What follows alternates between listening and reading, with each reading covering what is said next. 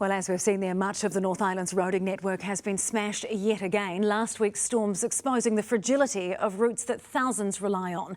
Tonight, councils are warning that without urgent government investment, our roads simply can't withstand what else is coming. Senior reporter Juliet Speedy has the story.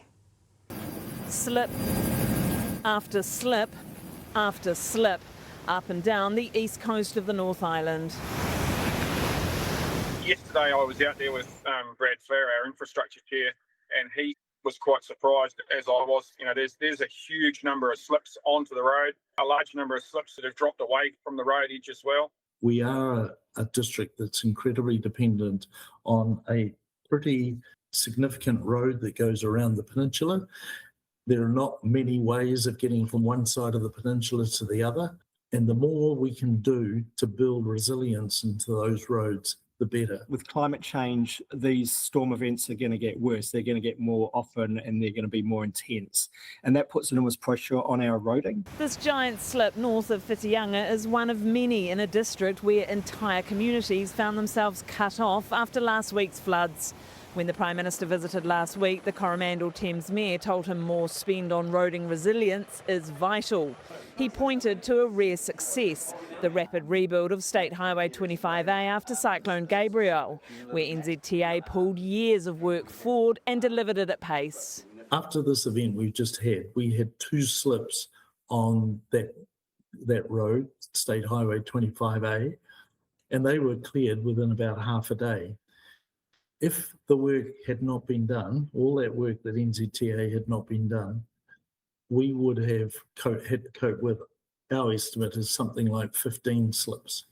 So the investment in building resilience into those roads is paid off.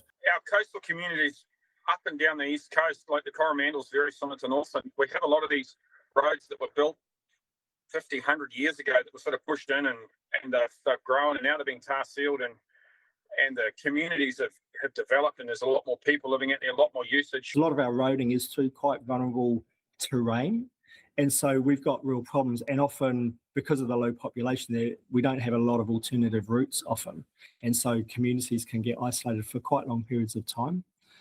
So we do need action at a national level to address these things. Infrastructure Minister Chris Bishop wasn't available for an interview today, but in the government's 2024 budget, they scrapped the Long-Term Resilience Planning Fund, effectively cutting the remaining $3.2 billion of the original $6 billion set aside for long-term resilience, following disasters like Cyclone Gabrielle. Prime Minister Christopher Luxon admitted last week more work needs to be done. We've got a lot of work to do on building more resilience into our core infrastructure across the whole of the country. But you know, we'll make that assessment once the assessment of damage to roads and where they actually sit is made in the next few days. 2 years ago, Grant Robertson and I took to Cabinet a paper that offered $6 billion worth of funding for national resilience. Unfortunately, this government cut all of that funding. This is a government that have dragged their heels on issues around climate change, on issues around national resilience, and ultimately we are 2 years behind where we should be. The Whakatane Mayor says the government's plan to cap rates won't help. In Whakatane district, transport is one of our biggest spends. We spend an enormous amount. We've got a small roading base. We've got a very large district, so we've got a large roading network and it costs a lot of money.